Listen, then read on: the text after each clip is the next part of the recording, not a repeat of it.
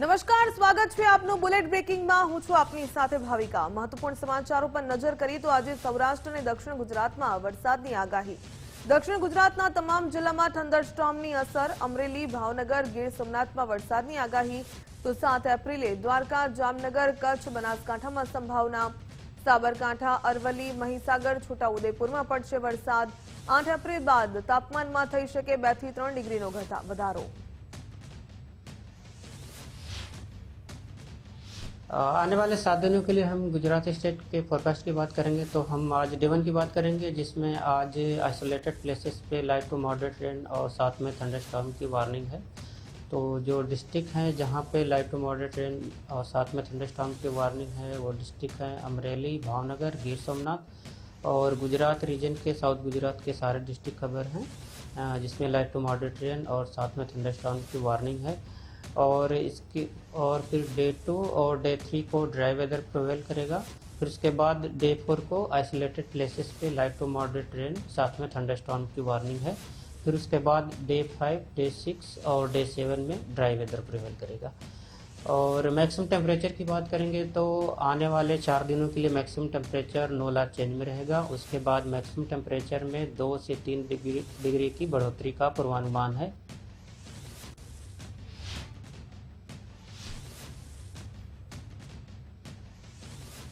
હવામાન શાસ્ત્રી અંબાલાલ પટેલે આગાહી કરી। આજે પણ રાજ્યના વાતાવરણમાં પલટો આવશે। રાજ્યમાં આજે પણ વરસાદી માહોલ સર્જાશે। ગાજવીજ અને તેજ પવનો સાથે કમોસમી વરસાદની આગાહી। ગાંધીનગર અને અમદાવાદમાં બપોર બાદ હવામાન પલટાશે। રાજ્યમાં 7 એપ્રિલે સ્ટ્રોંગ વેસ્ટર્ન ડિસ્ટર્બન્સ આવશે। 7 થી 10 એપ્રિલે ફરી રાજ્યમાં હવામાન પલટાશે।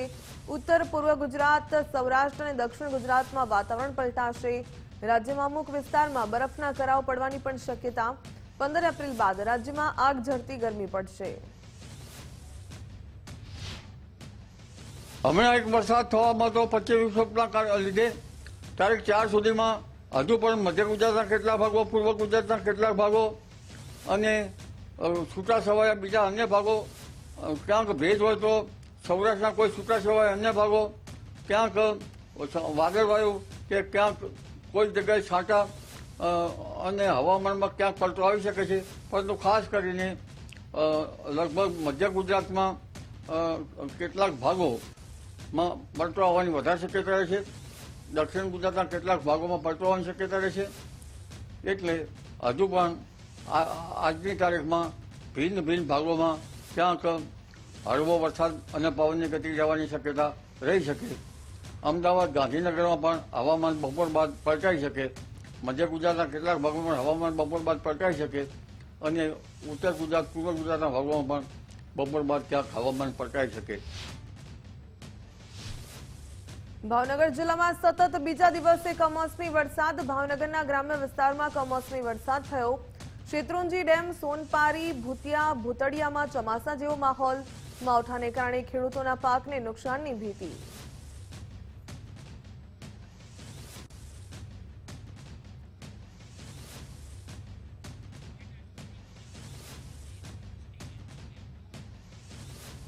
હવે વાત કરીએ પેટા ચૂંટણીનો જંગ, કોની થશે જીત।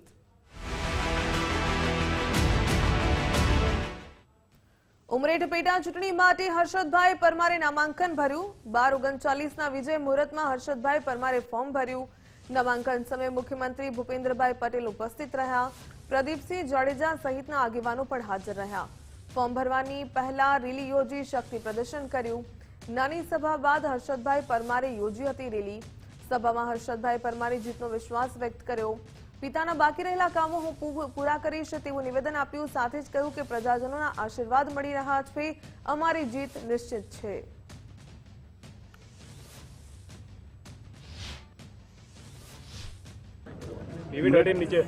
ઉમરેઠ વિધાનસભાના ઉમેદવાર તરીકે આજે જ્યારે મેં ઉમેદવારી નોંધાવી છે ત્યારે મારી સાથે રાજ્યના યશસ્વી મુખ્યમંત્રી ભૂપેન્દ્રભાઈ પટેલ સાહેબ, રાજ્યના પૂર્વ ગૃહમંત્રી પ્રદીપસિંહ જાડેજા સાહેબ, અમારા આણંદ જિલ્લા ભાજપના પ્રમુખ અને અમારા વડીલ આદરણીય સંજયભાઈ પટેલ, અમારા આણંદ લોકસભાના સાંસદ મિતેશભાઈ પટેલ અને આણંદ જિલ્લાના ભારતીય જનતા પાર્ટીના સૌ ધારાસભ્યશ્રીઓ, સૌ જિલ્લા પંચાયતના સભ્યશ્રીઓ, તાલુકા પંચાયત સભ્યશ્રીઓ, સરપંચશ્રીઓ અને ખૂબ જ મોટી સંખ્યામાં ઉમરેઠ વિધાનસભા મત વિસ્તારમાંથી પધારેલા સૌ ગામોના આગેવાનો, વડીલો, યુવાન દોસ્તો, મિત્રો, જે પેટા ચૂંટણી હર હંમેશ જ્યારે ગુજરાતમાં આવી છે ત્યારે ભારતીય જનતા પાર્ટી ભવ્ય મતોથી જીતી છે. હું આપ સૌને એક વિશ્વાસ અપાવીશ કે આ ઐતિહાસિક જીત હશે અને ખૂબ સારા મતોથી હર્ષદભાઈ જીતશે. સ્વર્ગીય ગોવિંદભાઈ પરમારે જે ઉમરેઠ વિધાનસભામાં જે કામ કરેલા છે અને એમના લીધે ઉમરેઠ વિધાનસભામાં જે ભારતીય જનતા પાર્ટીનું કમળ ખીલ્યું છે, એ જ રીતે એમના સુપુત્ર હર્ષદભાઈ પરમાર એમના કર્મ, એમના ચરણો પર ચાલીને આ વિધાનસભામાં ખૂબ સારા કામ. ઉમરેઠ વિધાનસભાની આ પેટા ચૂંટણીમાં ભારતીય જનતા પાર્ટીના ઉમેદવાર તરીકે અમારા સૌના આદરણીય વડીલ શ્રી ગોવિંદભાઈ પરમાર સાહેબના સુપુત્ર ચિરંજીવી હર્ષદભાઈ પરમારનું નામાંકન પત્ર આજે ભરાયું છે. ગુજરાતના યશસ્વી મક્કમ અને લોકપ્રિય મુખ્યમંત્રી આદરણીય ભૂપેન્દ્રભાઈ પટેલ સાહેબ આજે ઉપસ્થિત રહ્યા હતા. સ્થાનિક સ્વરાજ્યની ચૂંટણી મામલે ભાજપથી મોટા સમાચાર. આવતીકાલથી મળશે ભાજપની ચૂંટણી સમિતિની બેઠક. આવતીકાલથી 3 દિવસ સુધી ચાલશે ચૂંટણી સમિતિની આ બેઠક. 5, 6, 7 એપ્રિલ 3 દિવસ ભાજપની ચૂંટણી સમિતિની બેઠક યોજાશે. ઝોન સંકલન સમિતિની બેઠક બાદ હવે ચૂંટણી સમિતિની બેઠક થશે. ચૂંટણી સમિતિમાં CM Bhupendrabhai Patel, deputy CM Harshbhai હાજર રહેશે. પ્રદેશ અધ્યક્ષ જગદીશભાઈ વિશ્વકર્મા સહિતના સભ્યો હાજર રહેશે.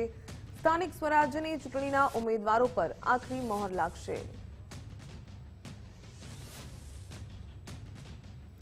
અમદાવાદ શહેર ભાજપ સેન્સ પ્રક્રિયામાં દાવેદારોનો રાફડો ફાટ્યો. 48 વોર્ડની 192 બેઠક માટે અંદાજે 2364 દાવેદારો. કુલ 1034 મહિલા કાર્યકરોએ પણ દાવેદારી કરી. કુલ 1330 પુરુષ કાર્યકરોએ પણ નોંધાવી દાવેદારી. સૌથી વધારે નિકોલ વોર્ડમાં 95 દાવેદાર મેદાને, સૌથી ઓછા મક્તમપુર વોર્ડમાં માત્ર 16 દાવેદારો.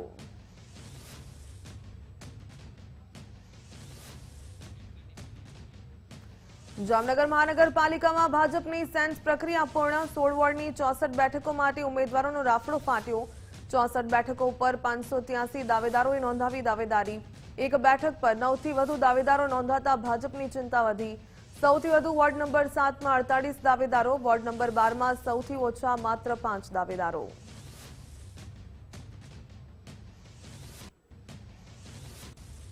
સ્થાનિક સ્વરાજ્યની ચૂંટણીને લઈને ભાજપની સેન્સ પ્રક્રિયા. અમરેલીમાં ભાજપમાં ટિકિટ માટે કાર્યકરોમાં ભારે રેસ. અમરેલી જિલ્લામાં કુલ 1680 દાવેદારોએ માંગી ટિકિટ. અમરેલી જિલ્લા પંચાયતમાં 942 લોકોએ દાવેદારી કરી. ઉમેદવારોને ટેલિફોનિક જાણ કરાઈ તેવી શક્યતા. નગરપાલિકાની 5 નગરપાલિકા પૈકીની 5 નગરપાલિકામાં 753 જેટલા દાવેદારોએ પોતાનો દાવો રજૂ કરીને ચૂંટણી લડવાની ઈચ્છા વ્યક્ત કરી છે. એવી જ રીતે જિલ્લા પંચાયત અને તાલુકા પંચાયત માટે 11 તાલુકા પંચાયત છે અને 1 જિલ્લા પંચાયત, એમાં 942 જેટલા કાર્યકર્તાઓએ પોતાનો દાવો રજૂ કરી અને ચૂંટણી લડવાની ઈચ્છા વ્યક્ત કરી છે. એવી રીતે વિધાનસભા વાઇઝ જોઈએ તો અમરેલી વિધાનસભામાં 383 જેટલા ઈચ્છુક ઉમેદવારોએ પોતાનો ઈચ્છા વ્યક્ત કરી અને ચૂંટણી લડવાની ઈચ્છા દર્શાવી છે. સાથે સાથે બાબરા વિધાનસભામાં 319 જેટલા કાર્યકર્તાઓએ ટિકિટની માગણી કરેલી છે. મોરબીમાં સ્થાનિક સ્વરાજ્યની ચૂંટણી પૂર્વે રાજકીય ગરમાવો જોવા મળ્યો. ભાજપમાં ટિકિટ મેળવવા માટે દાવેદારોનો રાફડો ફાટ્યો. મહાનગરપાલિકાની 52 બેઠકો માટે કુલ 427 દાવેદારો. 5 તાલુકા પંચાયતોમાં ટિકિટ માટે ખેંચતાણ શરૂ. વાંકાનેર અને હળવદમાં દાવેદારોની લાંબી લાઈન લાગી. ટંકારા અને માળિયામાં પણ કાર્યકરોએ દાવેદારી નોંધાવી. 3 નગરપાલિકાઓની કુલ 78 બેઠકો પર રસાકસી, તો સંગઠન દ્વારા દાવેદારોની પસંદગી માટે મથામણ તેજ. સ્થાનિક સ્વરાજ્યની ચૂંટણી પહેલા પક્ષ પલટાની મોસમ જામી. ચોટીલા કોંગ્રેસ અને આમ આદમી પાર્ટીને પડ્યો મોટો ફટકો. કોંગ્રેસના આગેવાન ભોળાભાઈ, વિરમભાઈ, ભરતભાઈ ભાજપમાં જોડાયા, ત્યારે આપના આગેવાન રત્નાભાઈ ડાભી પણ ભાજપમાં જોડાયા. તાલુકા ભાજપ મહામંત્રી રાજુભાઈ ખાચરની હાજરીમાં કેસરીયો ખેસ ધારણ કર્યો.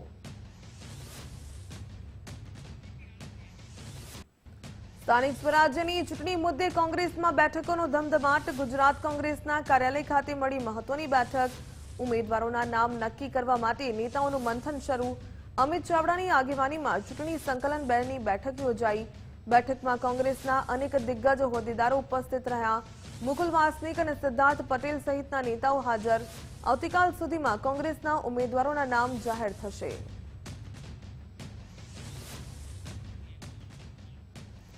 ગાંધીનગર જિલ્લા તાલુકા પંચાયતની ચૂંટણીને લઈને તૈયારી. ગાંધીનગર કોંગ્રેસ દ્વારા ઉમેદવારી પસંદગી પ્રક્રિયા શરૂ. ગાંધીનગર જિલ્લા માટે 72 ઉમેદવારે નોંધાવી ઉમેદવારી. દહેગામ તાલુકા પંચાયત માટે 58 ઉમેદવારી નોંધાવી. માણસા તાલુકા પંચાયત માટે 70 ઉમેદવારોએ નોંધાવી ઉમેદવારી. કલોલ તાલુકા પંચાયત માટે 65 ઉમેદવારોએ ઉમેદવારી નોંધાવી. તો કલોલ નગરપાલિકા માટે 70 ઉમેદવારોએ ઉમેદવારી નોંધાવી. આ તરફ દહેગામ નગરપાલિકા માટે 36 ઉમેદવારોએ ઉમેદવારી નોંધાવી. અમારી છેલ્લા 3-4 મહિનાથી જે દરેક જિલ્લા પંચાયતની સીટ, તાલુકા પંચાયતની સીટ વાઇઝ જે જનસંવાદના કાર્યક્રમો, જન આક્રોશના કાર્યક્રમો દ્વારા આ વખતે એનો અમને ખૂબ લાભ મળશે. કારણ કે સતત કોંગ્રેસે રાહુલજીના સીધા નેતૃત્વમાં ગુજરાતની અંદર તમામ જિલ્લાઓની અંદર એક સીટનું આજે પાર્ટી ધ્યાન રાખે છે અને એના જે સંગઠનાત્મક વ્યૂહના લીધે આ વખતે કોંગ્રેસ પક્ષને ખૂબ સારો ફાયદો થશે. ગાંધીનગર માટે શું સ્ટ્રેટેજી છે? ગાંધીનગર તો આપ જાણો છો, ઘણા સમયથી ગાંધીનગરની જનતાના મત સ્વરૂપી આશીર્વાદ કોંગ્રેસને ખૂબ જ ઘણા ખરાબ સંજોગોમાં પણ કોંગ્રેસના મળેલા. ગાંધીનગરના શહેર અને જિલ્લામાં કોંગ્રેસનું ખૂબ સારું પ્રદર્શન રહેલું છે. પણ ક્યાંક છેલ્લા સમયથી બીજી પાર્ટીઓ, નાના મોટા સંગઠનોના લીધે ક્યાંક અમને નુકસાન ગયું છે. સ્થાનિક સ્વરાજ્યની ચૂંટણીને લઈને રાજકીય ચહલપહલ તેજ બની. કઠલાલ વિસ્તારના અગ્રણીઓ કોંગ્રેસમાં જોડાયા. કઠલાલ આસપાસના સરપંચો અને હોદ્દેદારો જોડાયા. એપીએમસીના ચેરમેન સહિતનાઓએ કોંગ્રેસનો ખેસ પહેર્યો.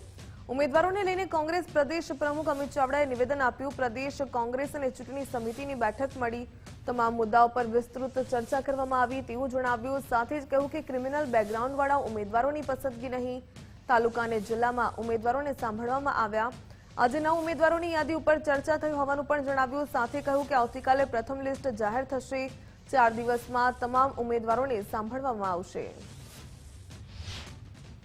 સ્થાનિક ચૂંટણી સમિતિઓ સાથે જિલ્લા પ્રમુખશ્રીઓ, તાલુકા પ્રમુખશ્રીઓ અને પ્રભારીશ્રીઓએ વિસ્તૃતમાં એક સીટની છણાવટ સાથે ચર્ચાઓ કરી છે અને એમાંથી જે પેનલો બની છે, આજે અમે મહાનગરો જે કોર્પોરેશન છે એનાથી શરૂઆત કરીએ છીએ. આજે લગભગ 9 જેટલા કોર્પોરેશનના જે ઉમેદવારોની આખરી યાદી આવી છે, પેનલો આવી છે, એના પર વિસ્તૃત રીતે ચર્ચા થશે, ચકાસણી થશે અને આવતીકાલે પહેલું લિસ્ટ જાહેર કરવામાં આવશે.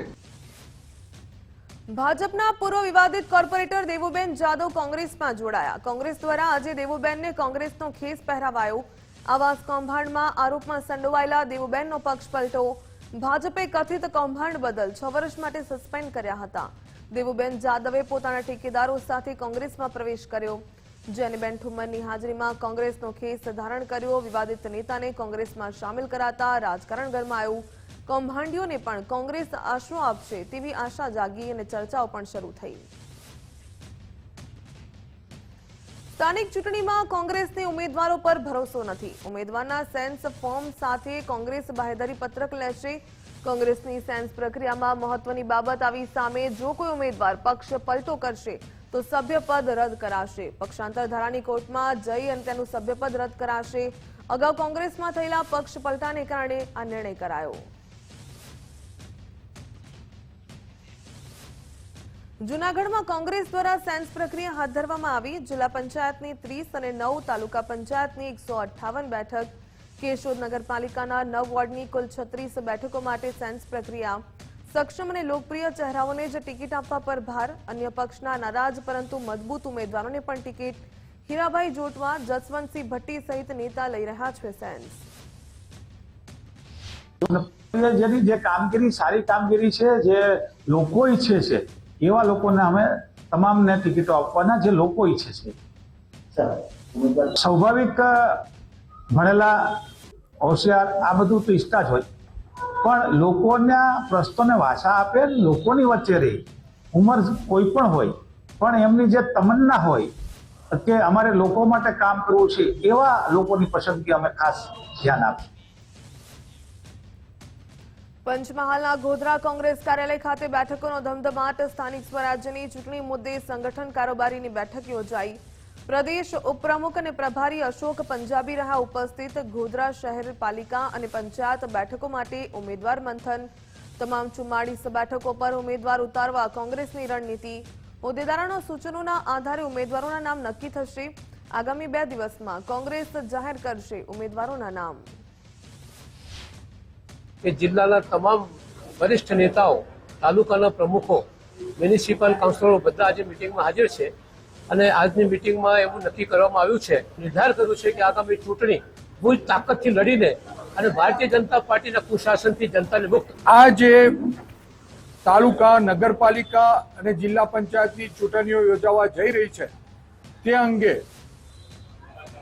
સંગઠન લક્ષી ચૂંટણી કેવી રીતે લડવી, ઉમેદવારોની પ્રક્રિયા, ચયન તે સંદર્ભે વિશદ ચર્ચાઓ કરવામાં આવેલ છે. સ્થાનિક ચૂંટણીમાં ટિકિટ માટે લાંભા વોર્ડમાં લેટર વોર્ડ શરૂ થયો. અમદાવાદના લાંભામાં લેટર વોર્ડથી રાજનીતિમાં ગરમાવો. ટિકિટ માટે લેટર વાયરલ થતા સોશિયલ મીડિયા વોર શરૂ થયું.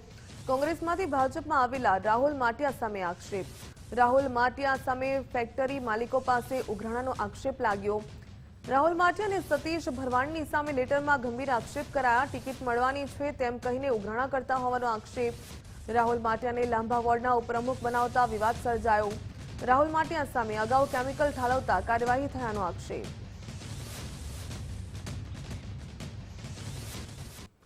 સ્થાનિક સ્વરાજ્યની ચૂંટણીને લઈને તૈયારીઓ તેજ બની. અમદાવાદ મનપા, જિલ્લા અને તાલુકા પંચાયતની ચૂંટણી. અમદાવાદ અધિક કલેક્ટર ભાવિન સાગરનું નિવેદન. મતદારોને મતદાન મથકોની સંખ્યા નિશ્ચિત થઈ ગઈ. ઈવીએમની ફાળવણી ચૂંટણી અધિકારીને કરવામાં આવશે. આચારસંહિતા ભંગની કોઈ ફરિયાદ નથી મળી. કોર્પોરેશન અને તાલુકા કક્ષાએ અમારી ટીમ કાર્યરત હોવાનું કહ્યું. કલેક્ટર ખાતે કંટ્રોલ રૂમ કાર્યરત કરવામાં આવ્યો. મતદારો મતદાર યાદી સંબંધિત જાણકારી મેળવી શકશે.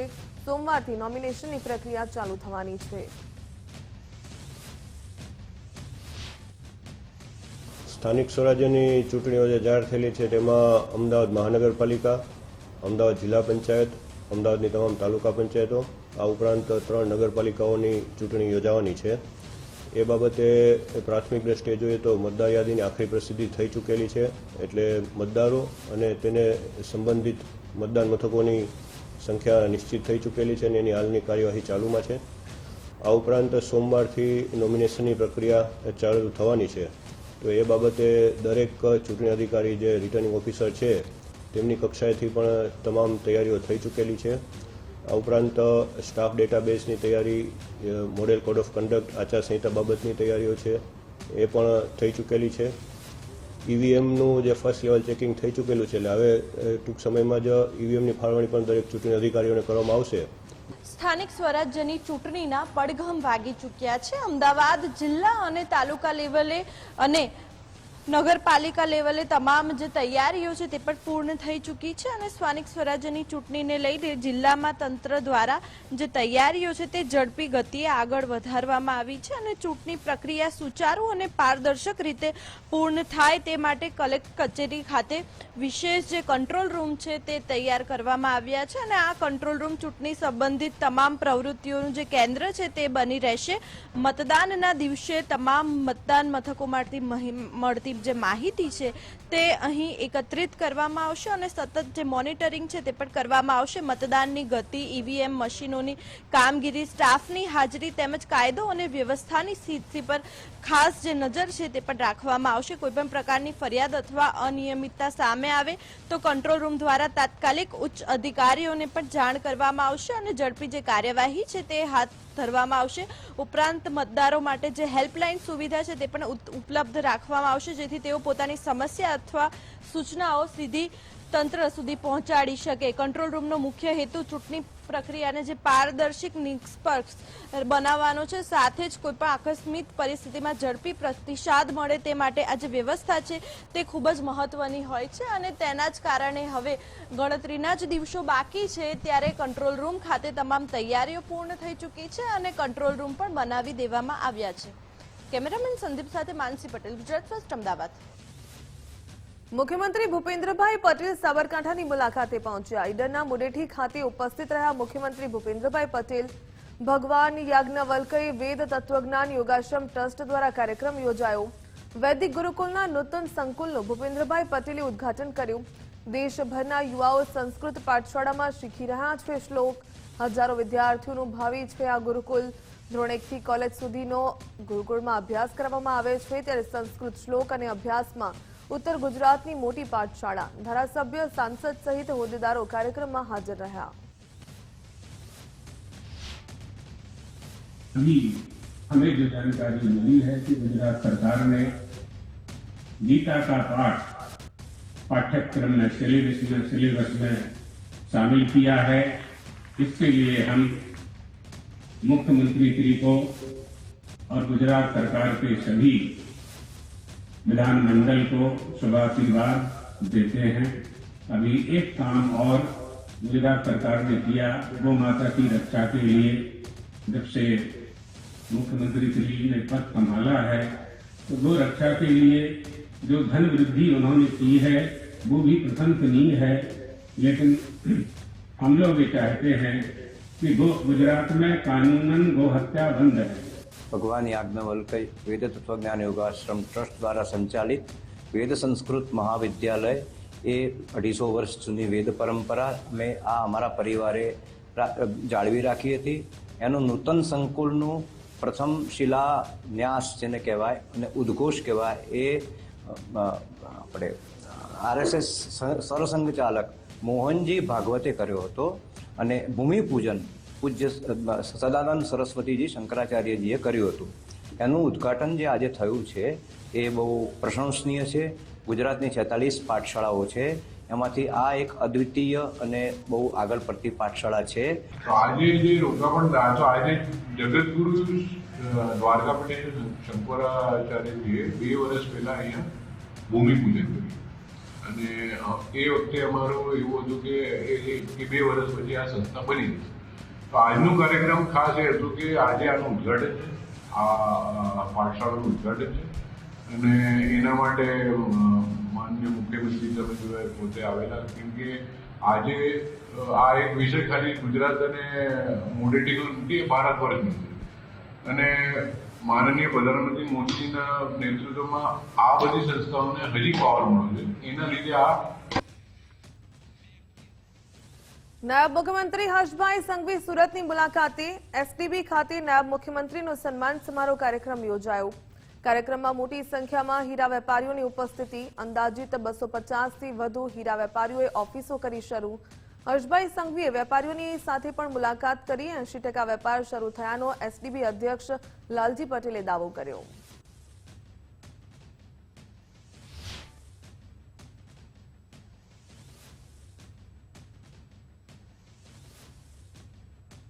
આમ જોઈને ઈર્ષા આવી જાય ને એવી બિલ્ડિંગ એટલે આપણી સુરત ડાયમંડ રોડ।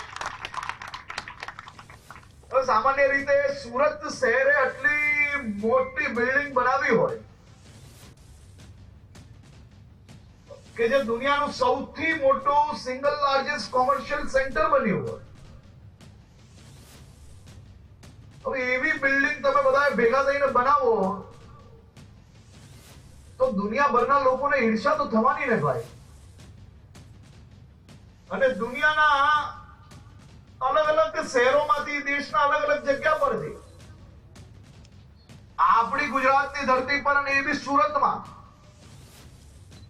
અને એ બી એક સાથે 4000 થી વધારે લોકો ભેગા થઈને બિલ્ડિંગ બનાવે એવો તો કોઈએ સપનામાં બી ના વિચાર્યું હોય દુનિયામાં। એવું બિલ્ડિંગ બનાવવામાં અહીંયા ને અહીંયા બેઠેલા સૌ લોકોને સફળતા પ્રાપ્ત થઈ। અને દુનિયામાં એક નિયમ એવો છે અને આ વ્યવહાર આપણે દુનિયાના દરેક દેશોમાં ખૂણે ખૂણે જોયો હશે કે કોઈ એક વસ્તુની અંદર જો તમને ખૂબ મોટી સફળતા મળશે. કોઈ એક સારી દિશાએ તમે કામ લઈ જવાનો પ્રયાસ કરશો તો તમને સહયોગ કરવા કરતા પગ ખેંચવા વાળા લોકો વધારે મળશે. હું દરરોજ વાંચતો હતો कि सूरत में हीरा कारोबारियों के लिए इतनी बड़ी बिल्डिंग की व्यवस्था हुई, लेकिन वो प्रोजेक्ट में कोई आ ही नहीं रहा है. ધોળાવીરાની વ્યવસ્થા જોઈને રાજ્યસભાના સાંસદ મંત્રમુગ્ધ થયા. રાજ્યસભાના સાંસદ સુધા મૂર્તિએ ધોળાવીરાની પ્રશંસા કરી. ધોળાવીરાની જળ સંરચનાનો વિડીયો સોશિયલ મીડિયામાં પોસ્ટ કર્યો. રાજ્યસભાના સાંસદે પ્રાચીન જળ વ્યવસ્થાની સરાહના કરી. જળ સંચય, ગંદા પાણીના નિકાલની વ્યવસ્થાથી પ્રભાવિત બન્યા.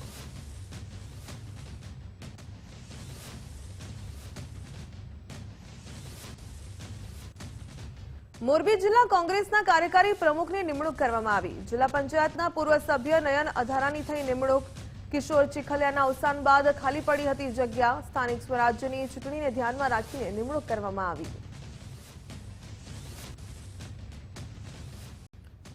Welcome back. સમાચારમાં આગળ વાત કરીએ તો સુરતમાં રેસ્ટોરન્ટ સંચાલકોએ પનીર અંગે પોસ્ટર લગાવ્યા છે.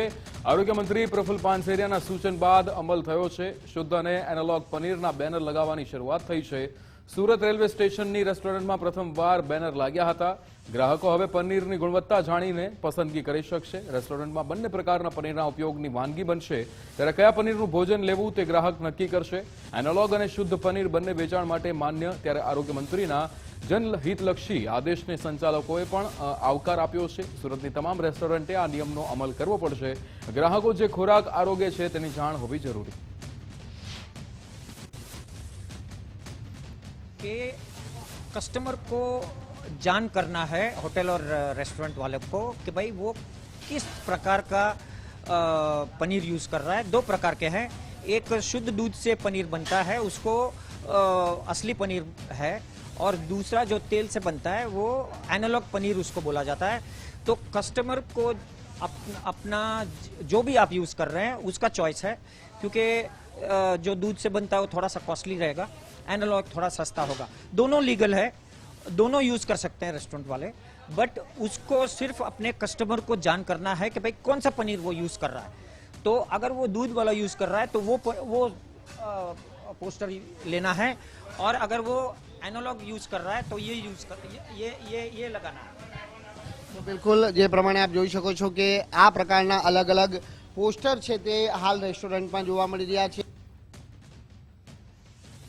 સુરતમાં પાટીદાર સમાજની વાડીમાં મહારક્તદાન કેમ્પ યોજાયો હતો. ડીસીપી ઝોન 3 દ્વારા થેલેસેમિયાગ્રસ્ત બાળકો માટે રક્તદાન કેમ્પ યોજાયો. પોલીસ કમિશનર અનુપમસિંહ ગહેલોતની અધ્યક્ષતામાં કાર્યક્રમ થયો. શહેરના 1100 થેલેસેમિયાગ્રસ્ત બાળકોને મદદરૂપ બનવા પ્રયાસ. નાયબ મુખ્યમંત્રીની સૂચના અન્વયે કેમ્પ યોજાયો હતો. ત્યારે દર મહિને શહેર પોલીસ દ્વારા આ રક્તદાન કેમ્પ યોજવામાં આવે છે. પોલીસ જવાનો અને સામાજિક સંસ્થાઓ સભ્યોએ રક્તદાન કર્યું હતું. દર વર્ષે 10,000 યુનિટ રક્ત એકત્ર કરવામાં આવે છે. સુરત સિટીમાં રહેતા લગભગ 1100 જેટલા અમારા થેલેસેમિયાગ્રસ્ત બાળકો છે, જેના માટે જો સમયાંતરે બ્લડની જરૂરત રહે છે. અને આ જો ગરમીના એક એવા સમય હોય છે જેથી બીજા જો રોગચાળાઓને લીધે જો બ્લડના અછત થઈ જાય છે, જો જેના લઈને દર વર્ષે સુરત શહેર પોલીસ લગભગ 10,000 યુનિટ ભેગા કરે છે આપણે થેલેસેમિયાના બાળકો માટે. એને જ ભાગરૂપે આ વર્ષે અમે લોકો સ્ટાર્ટ કરી છે, જેમાં ડીસીપી ઝોન 3 રાઘવ જૈનના નેતૃત્વમાં તમામ પોલીસ સ્ટેશનો हमारा जो अधिकारी कर्मचारीओ અને हमारे प्रजाजनों आ બધા અત્યારે બ્લડ ડોનેટ કરી રહ્યા છે. આજના 1000 યુનિટનો ટાર્ગેટ છે જો અને જો 5 એવા બ્લડ બેંકો આજે છે, સુરત રક્તદાન કેન્દ્ર, લોક સમર્પણ બ્લડ બેંક, ઇસ્મી મેર, ન્યૂ સિવિલ અને કિરણ હોસ્પિટલના જો बिना मूल्ये जो अपना बाळकोना ब्लड जो है उपलब्ध करावे છે. તો અહીંયા આજે આ કામગીરી ચાલુ છે અને મારા આપના થકી जो બધાને રિક્વેસ્ટ કરીએ છીએ कि આવનાર માસમાં भी અમે દર માસ जो एक ડીસીપી अपना વિસ્તારમાં કરવાના છે, તો લોકો વધુ માત્રામાં જોડાય, अपने સાથે જોડાય અને બ્લડ ડોનેટ કરે. અને આપના બ્લડ એક એવા બાળકો માટે જશે જેના આપ ઓળખતા પણ નથી, એનાથી વધારે કોઈ પૂર્ણ કામ નથી. તો ફરીથી હું સમગ્ર જો ડીસીપી અને પૂરી ટીમના અને તમામ બ્લડ બેંકોનો ખૂબ અમે આભાર માનીએ છીએ. ખેડા જિલ્લામાં 12 પોલીસ ઇન્સ્પેક્ટરોની આંતરિક બદલી, જેમાં સ્થાનિક સ્વરાજ્યની ચૂંટણી પૂર્વે બદલીઓના મોટા હુકમ. જિલ્લા પોલીસ વડા વિજય પટેલે આદેશ આપ્યા. AR ઝાલાની સેવાલિયાથી સાયબર સેલમાં બદલી કરાઈ. PA જાદવને મહુધા અને MJ બારોટને LIB BP Patel Thakor અને MG ટાઠોડ મહેમદાબાદ, MR બારોટની નડિયાદમાં, ત્યારે રૂરલ પોલીસ મથકે બદલી કરાઈ. DD સિમ્પીને SOG શાખામાં મહત્વની જવાબદારી સોંપાઈ. JD દેવડા કપડવંશથી માતર અને RK ગોહિલ કઠલાલ SK કંબોડની ચકલાસીથી ડાકોર પોલીસમાં બદલી કરાઈ. ત્યારે RI સોલંકીને મહેમદાબાદથી કપડવંશ પોલીસ મથકે મુકાયા. JH વાઘેલાની નડિયાદ રૂરલથી વડતાલ ખાતે બદલી કરાઈ. રાજકોટ શહેર પોલીસ કમિશનરે જાહેરનામું બહાર પાડ્યું છે. પરવાનાવાળા હથિયાર જમા કરાવવાનું જાહેરનામું બહાર પાડવામાં આવ્યું. ત્યારે આગામી સ્થાનિક ચૂંટણી લઈને આ જાહેરનામું બહાર પાડવામાં આવ્યું. પોલીસ મથકે હથિયાર જમા કરાવવા જાહેરનામામાં હુકમ.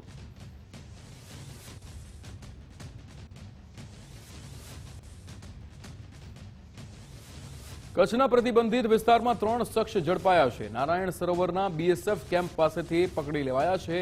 બિહાર, ઝારખંડ, ઉત્તર પ્રદેશના 3 શખ્સની સામે કાર્યવાહી થઈ છે. LCBની ટીમે 3 શખ્સને પકડીને ગુનો દાખલ કર્યો છે.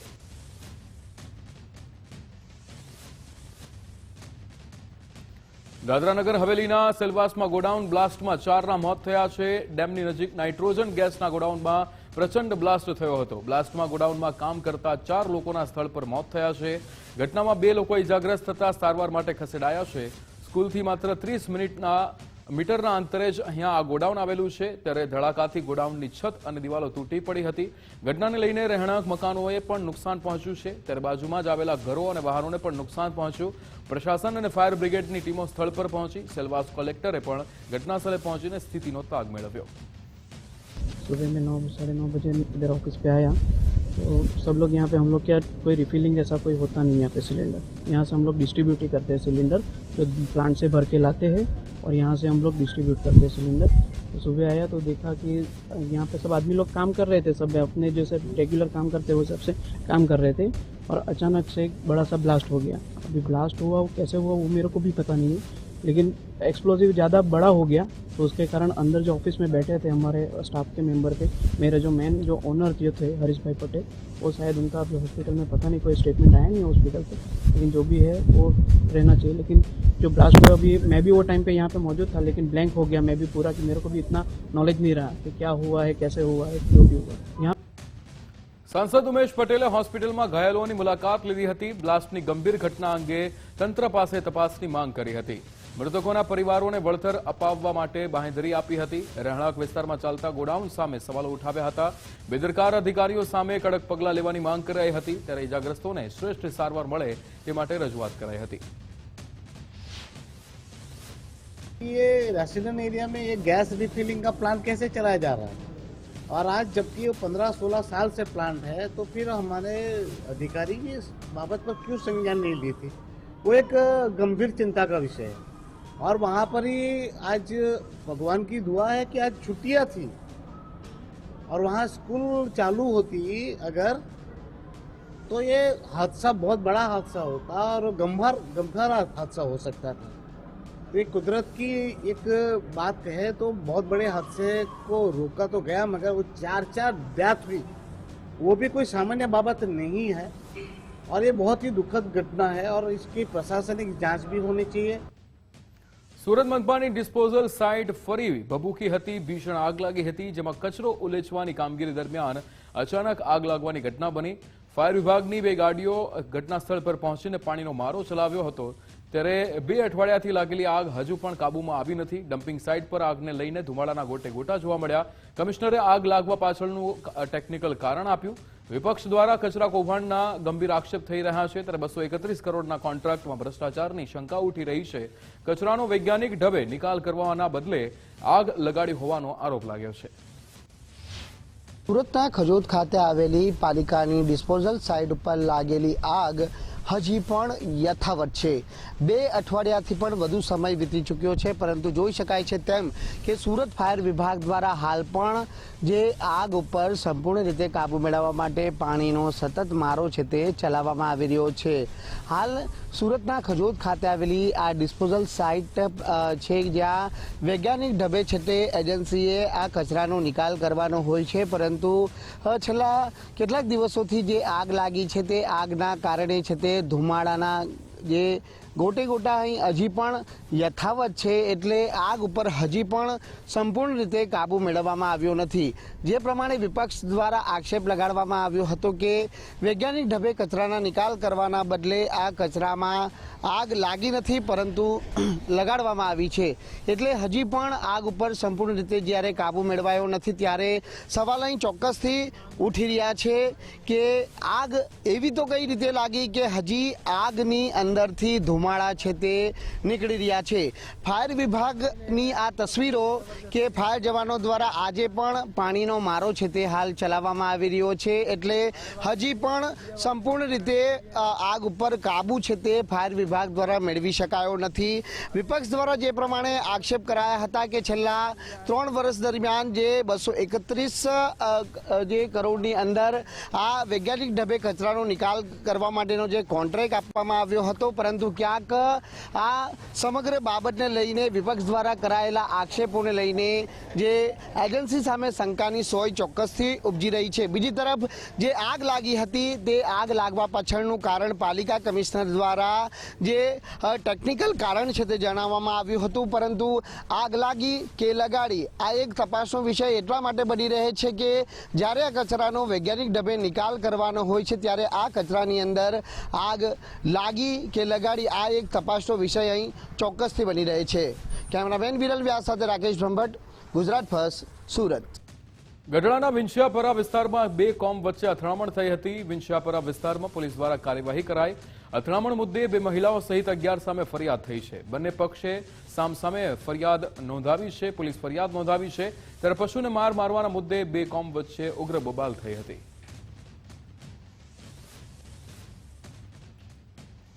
જૂનાગઢમાં રોડ રસ્તા મુદ્દે આંદોલનનો સિલસિલો યથાવત જોવા મળી રહ્યો છે। શહેરના મોટાભાગના વોર્ડમાં સ્થાનિકોએ ભારે વિરોધ નોંધાવ્યો હતો।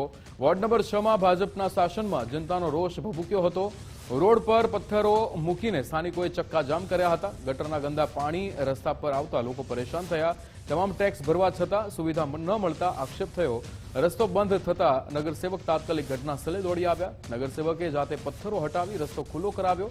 પાઇપલાઇનના કામ ચાલુ હોવાથી રસ્તો બન્યો નથી। આજથી જ રસ્તાનું કામ શરૂ કરવાની ખાતરી આપી। નગરસેવકની ખાતરી બાદ લોકોએ આંદોલન હાલ પૂરતું સમેટ્યું હતું। 15 દિવસમાં રસ્તો નહીં બને તો ઉગ્ર આંદોલન કરાશે। ત્યારે જૂનાગઢમાં પ્રાથમિક સુવિધા મુદ્દે પાલિકા તંત્ર સામે સવાલ ઉઠ્યા। માં બધું તકલીફ છે અને રોડ બનતો નથી। કેટલો ટાઈમ થયું? 2 મહિના ઉપર થઈ ગયા છે। આ રોડ ગંદકી વાળું થઈ ગયું। ગટરના ભૂંગરા અમે હાથે કર્યા, અમારા પૈસાથી ખર્ચીને કર્યા, છતાંય આ ગટરના ભૂંગરા કોઈ કરતા નથી અને જીસીબી વાળા આવીને તોડીને જાય છે। અમારે કરવાનું શું છે હવે? આમાં એક ભાઈ આજે પડ્યા હોત, એનો પગે ભાંગી ગયો, તો શું કરવાનું? આ તમે 15 દિવસમાં પૂરું કરી દો ગમે એમ કરી। આ શાંતેશ્વર નગર રોડ અત્યારે બંધ કર્યો હતો, એની હિસાબે અત્યારે બધા રોડનું આશ્વાસન દઈ ગયા છે। આ 1.5 મહિના છેલ્લા 1.5 મહિના ત્યાં ખોદેલો છે। રોડનું પાણી બધું સંડાસ ઉપર આવે પણ કોઈ ભાવ પૂછતું નથી। છતાંય અમે જો અત્યારે રોડ બંધ કર્યો એની હિસાબે બધી પબ્લિક ભેગી થઈ છે। જેમ બને એમ વહેલી તકે આ રોડ પૂરો થાય એ બદલ કોર્પોરેટર આભાર। પાણીના કામ માટે અને 11 કેવીની અંડરગ્રાઉન્ડ માટે આ રોડનું કામ વિલંબ થયું છે। હવે ગઈકાલથી જ કામ ચાલુ થયું છે, એટલે થોડા દિવસો આપણે રાહ જો અને સરસ મજાનો આપણે પણ રોડ મળી જવાનો છે। રોડનું લેવલ મેળવવા માટે ક્યાંક ને ક્યાંક ઊંધેથી કામ ચાલુ કરવાનું, અત્યારે કામ ચાલુ છે ગેસ પંપેથી, તો લોકોને વિનંતી છે કે ત્યાં જઈને જરાક જોવે કે કામગીરી ચાલુ છે, કારણ કે 3 થી 4 કિલોમીટરનો રોડ છે। આપણે આટલા નજીકમાં જતા હોય આપણે એવું લાગે કે કામ બંધ છે, પણ આગળ કામ ચાલુ છે। એટલે કોન્ટ્રાક્ટર સીધાવાળાને કામ આપણે રોકાયું હતું કે જ્યાં સુધી પાણીની પાઇપલાઇન, ગેસની પાઇપલાઇન, 11 કેવી આ બધું ન થાય ત્યાં સુધી રોડ ન કરવો।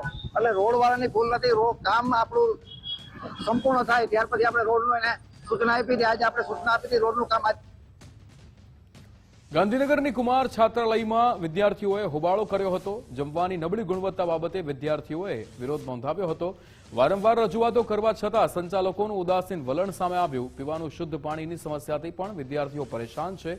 વિદ્યાર્થીઓના સમર્થનમાં એબીવીપીના કાર્યકરો મેદાને આવ્યા, ત્યારે એબીવીપીના કાર્યકરોએ સંચાલકોને મળીને ઉગ્ર રજૂઆત કરાઈ.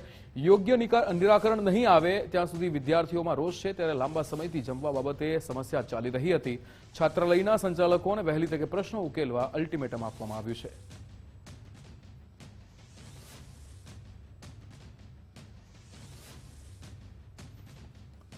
ભુજથી નલિયા સુધી પેસેન્જર ટ્રેન શરૂ કરવાની માંગ ઉઠી છે. ગાંધીધામ ચેમ્બર ઓફ કોમર્સ દ્વારા માંગ કરવામાં આવી છે. હાલ લોકો માટે બસ સેવા જ મુખ્ય વિકલ્પ છે. વિદ્યાર્થીઓ, વેપારીઓ અને મુસાફરોને ફાયદો થશે. નખત્રાળા અને લખપતના લોકોને પણ ફાયદો થશે. રેલવે મંત્રાલયને તાત્કાલિક વિચારણા કરવા અપીલ કરાઈ છે. પશ્ચિમ વિસ્તારના વિકાસને નવી દિશા મળે તેવી આશા છે. ઉત્તર કચ્છની અંદર આપણે જ્યારે ભુજ સુધી નલિયા છે, ભુજ સુધી રેલવે છે, પણ નલિયા, અબડાસા અને લખપત એ તાલુકાઓને આવવા માટે બોમ્બે જવા માટે ભુજ આવવું પડે છે. અગર જો એ પેસેન્જર ટ્રેન લંબાઈ જાય તો એમને એ બધાને એ ફાયદો થાય અને વેપાર ઉદ્યોગ વાળાઓને બી ફાયદો થાય. આપણે જોઈએ છીએ કે ભાઈ એ સાઈડ ઘણા બધા આપણા કચ્છી રહે છે જે બોમ્બે, એ લોકોને ઘણા ટાઈમથી રજૂઆત હતી અને આટલો લાંબો વિસ્તારના કારણે એ લોકોને ભુજ આવવું પડે છે. એની બી અમારી માંગણી હાલમાં જ અમે રેલવે મિનિસ્ટર અને આપણા સંસદ શ્રી વિનોદભાઈ ચાવડાને કરી હતી. રાજ્યના શિક્ષણ વિભાગ દ્વારા ગરીબ અને મધ્યમ વર્ગના તેજસ્વી વિદ્યાર્થીઓ માટે શરૂ કરાયેલી મુખ્યમંત્રી જ્ઞાન સાધના યોજના અંતર્ગત આજે રાજ્યભરમાં પરીક્ષાનું આયોજન કરવામાં આવ્યું છે. આ પરીક્ષાના માધ્યમથી લાખો વિદ્યાર્થીઓના ઉચ્ચ શિક્ષણના સપના સાકાર થશે. વર્ષ 2024થી શરૂ કરાયેલી આ યોજના હેઠળ આજે રાજ્યના 2702 કેન્દ્રો પર કુલ 6,28,407 વિદ્યાર્થીઓ પરીક્ષા આપી રહ્યા છે. ધોરણ 8માં અભ્યાસ કરતા વિદ્યાર્થીઓ માટે આ એક સુવર્ણ તક છે, કારણ કે આ પરીક્ષાના મેરિટમાં સ્થાન મેળવનાર વિદ્યાર્થીઓને ધોરણ 9 થી 12 સુધીના અભ્યાસ માટે વાર્ષિક 20,000 થી 25,000 સુધીની આર્થિક સહાય સરકાર દ્વારા આપવામાં આવે છે. ખાસ કરીને આર્થિક રીતે નબળા પરિવારો માટે આ સ્કોલરશિપ આશીર્વાદરૂપ સાબિત થઈ રહી છે, જે તેમના બાળકોના ભણતરના ખર્ચમાં મોટો ટેકો પૂરો પાડે છે.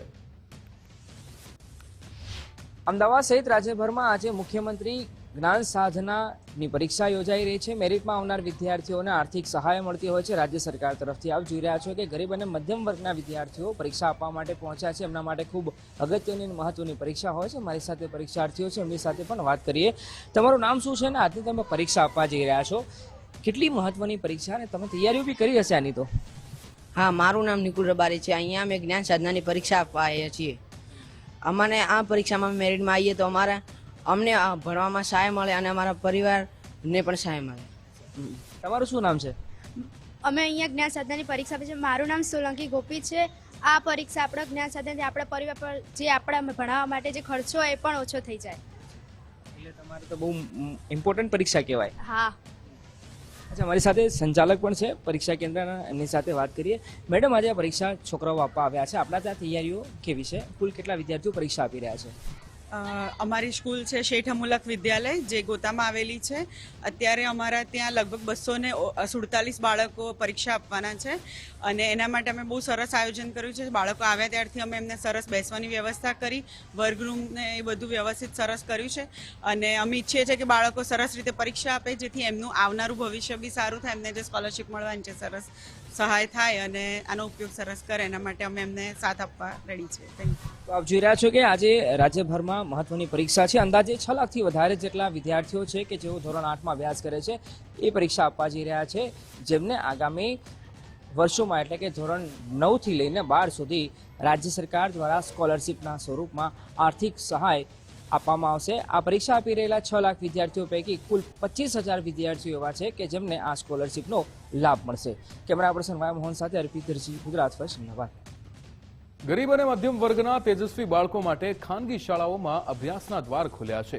રાજ્યભરમાં આજથી રાઇટ ટુ એજ્યુકેશન એટલે કે RTE હેઠળ પ્રવેશ પ્રક્રિયાનો વિધિવત પ્રારંભ થયો છે.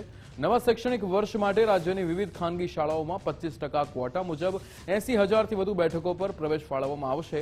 એકલા અમદાવાદમાં જ 1,343 શાળાઓની 14,000 બેઠકો પર બાળકોને એડમિશન મળશે. આ વર્ષે મહત્વની વાત એ છે કે EWS કેટેગરીના બાળકો માટે વિશેષ જોગવાઈ કરવામાં આવી છે. જે વાલીઓની વાર્ષિક આવક 6 લાખથી ઓછી છે તેઓ આ યોજનાનો લાભ લઈ શકશે. આ પ્રક્રિયાથી છેવાડાના પરિવારના બાળકોને પણ ગુણવત્તાયુક્ત શિક્ષણ મેળવવાની તક સાંપડશે. આજથી RTEમાં પ્રવેશ પ્રક્રિયા શરૂ થઈ છે. સ્વનિર્ભર શાળાઓમાં મફત અને ફરજિયાત શિક્ષણના અધિનિયમ હેઠળ 25% સીટ જે છે સ્વનિર્ભર શાળાઓમાં RTE અંતર્ગત અનામત રાખવામાં આવે છે. 6 લાખની આવકની મર્યાદા હોય છે અને 13 પ્રકારની જે છે એ અગ્રતા હોય છે અને એના આધારે અગ્રતા ક્રમને આધારે આખી પ્રક્રિયા ઓનલાઈન થતી હોય છે. આમાં જે વિદ્યાર્થીઓને વાલીઓએ ઓનલાઈન આખી પ્રક્રિયામાં જોડાવાનું હોય છે અને શાળાઓ પસંદ પણ કરવાની હોય છે. અમારી મદદ લેવા માટે અમે હેલ્પલાઇન પણ શરૂ કરી છે દર વર્ષની જેમ. એમાં અમારો હેલ્પલાઇન નંબર પણ અમે જારી કર્યો છે. ખાસ કોઈ પણ પ્રકારની તકલીફ હોય તો રૂબરૂ પણ અહીંયા કચેરીમાં આવીને માર્ગદર્શન RTE શાખામાંથી મેળવી શકે છે અને ટેલિફોનિક પણ એ માર્ગદર્શન મેળવી શકે છે. ચૈત્રી નવરાત્રી અને પૂનમની પૂર્ણાહુતિ બાદ બનાસકાંઠાના વિશ્વ પ્રસિદ્ધ શક્તિપીઠ અંબાજીમાં એક અનોખો ધાર્મિક મહોત્સવ યોજાયો. તલોદના વૈષ્ણોદેવી ગ્રુપ દ્વારા અહીં 1,200 જેટલી નાની બાલિકાઓનું શાસ્ત્રોક્ત વિધિથી પૂજન કરવામાં આવ્યું. માં અંબાના ધામમાં આયોજિત આ કાર્યક્રમમાં અંબાજી આસપાસના 11 ગામોની શાળાઓની બાળાઓ સહભાગી થઈ હતી. તમામ કન્યાઓનું કુમકુમ તિલક કરીને પૂજન કરવામાં આવ્યું અને ત્યારબાદ તેમને ચણિયાચોળી, ઇમિટેશન જ્વેલરી તથા શણગારની વિવિધ વસ્તુઓ ભેટ સ્વરૂપે અર્પણ કરવામાં આવી. મંદિરના મહારાજ શ્રીના આશીર્વાદ લીધા બાદ આ 1200 કન્યાઓએ અંબાજીના ચાચર ચોકમાં ગરબે ઘૂમીને ભક્તિમય માહોલ સર્જ્યો હતો. નાના બાળકોના ગરબાના નાદથી સમગ્ર મંદિર પરિસર ગુંજી ઉઠ્યું હતું. ધાર્મિક વિધિ પૂર્ણ થયા બાદ તમામ બાળકોને અંબાજી પ્રાથમિક શાળા નંબર 1 ખાતે આયોજકો દ્વારા ભોજન કરાવાયું હતું. વૈષ્ણોદેવી ગ્રુપ અમારા 5-6 મિત્રો છીએ. અમે આ દરેક અંબાજી વિસ્તારમાં બાળાઓને 1200 ચણિયાચોળી પહેરાવી એમને ઇમિટેશન જ્વેલરી આપી અને એમનું પૂજન કરી, કુમારિકા પૂજન કરી અને અમે એમને ભોજનની વ્યવસ્થા કરેલી છે. અને આ અંબાજી મંદિર વહીવટી મંડળ તરફથી અમને ખૂબ સરસ સહકાર મળ્યો છે. અમે જે અપેક્ષા રાખી હતી તેના કરતાં ખૂબ સરસ સહકાર આપ્યો છે. અને અમારા મિત્રો અને અમારા જામનગરથી, રાજકોટથી બીજા બધા મિત્રો અંદર જોડાયેલા છે.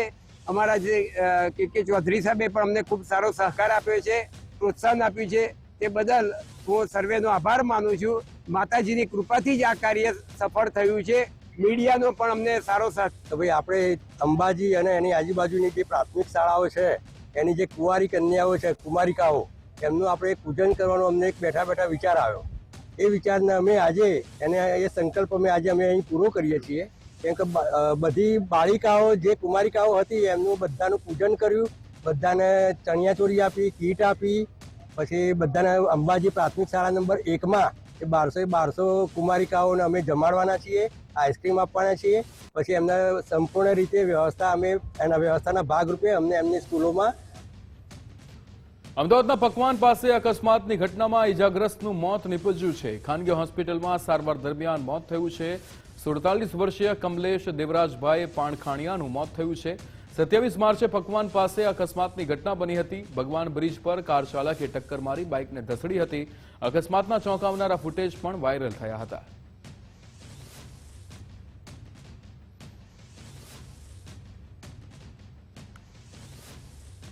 વડોદરામાં એન્ટી નાર્કોટિક્સ ટાસ્ક ફોર્સની મોટી કાર્યવાહી. હાઇબ્રિડ ગાંજા સાથે 3 આરોપીઓની ધરપકડ કરાઈ છે. કુંઢેલા રોડ મોસમપુરા ગામ પાસેથી તમામ આરોપીઓ ઝડપાયા છે.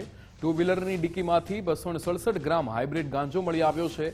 9.34 લાખનો ગાંજો અને વાહન સહિત 10 લાખનો મુદ્દામાલ જપ્ત કરાયો છે.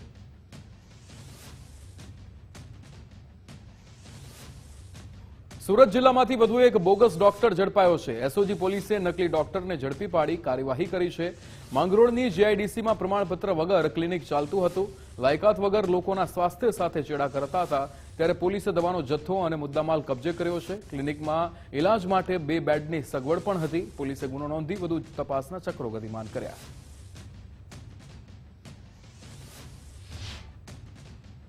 તેમને ત્યાં સાથે મેડિકલ ઓફિસરને પણ રાખેલા અને તેમની ક્લિનિકમાંથી જે એલોપેથી દવા મળી આવેલ તે બધી કબજે કરી અને તેમની પાસે પૂછતા તેમની પાસે આવું કોઈ પણ પ્રેક્ટિસ કરવા માટેનું મેડિકલ સર્ટિફિકેટ હતું નહીં, પરંતુ પોતે 12 ધોરણ ભણેલો હતો અને પશ્ચિમ બંગાળમાં 6 વર્ષ સુધી કમ્પાઉન્ડરની નોકરી કરેલી હતી, જેથી અનુભવના આધારે પોતે અહીંયા આ પ્રકારની ગેરકાયદેસર પ્રવૃત્તિ કરી અને લોકોને ડોક્ટર તરીકે હોવાનો દોડ ઊભો કરી અને પ્રેક્ટિસ ચલાવતો હતો.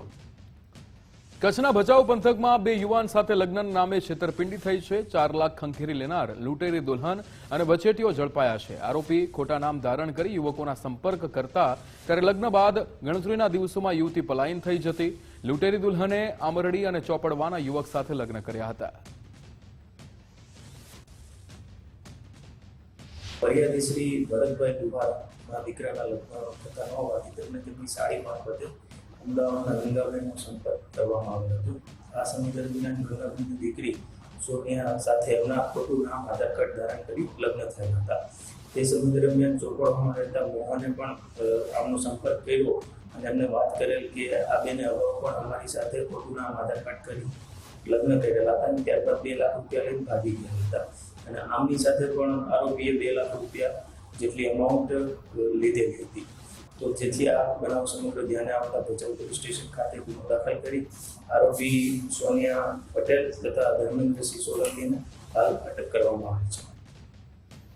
પાટણના સમીપમાં અસામાજિક તત્વો બેફામ બન્યા છે. જીઆરડી જવાન પર છરી વડે હુમલો કર્યો છે. ફરજ પર જઈ રહેલા જવાનને નિશાન બનાવ્યો હતો. 3 અજાણ્યા શખ્સોએ હુમલો કરીને લૂંટ મચાવી હતી. છાતીના ભાગે ગંભીર ઈજા થતા ટાંકા આવ્યા હતા. ઇજાગ્રસ્ત જવાન ધારપુર હોસ્પિટલમાં સારવાર હેઠળ છે. ત્યારે સમી પોલીસ સ્ટેશનમાં 3 સામે ફરિયાદ દાખલ થઈ છે. એટ્રોસિટી સહિતની કલમો હેઠળ ગુનો દાખલ કરાયો છે.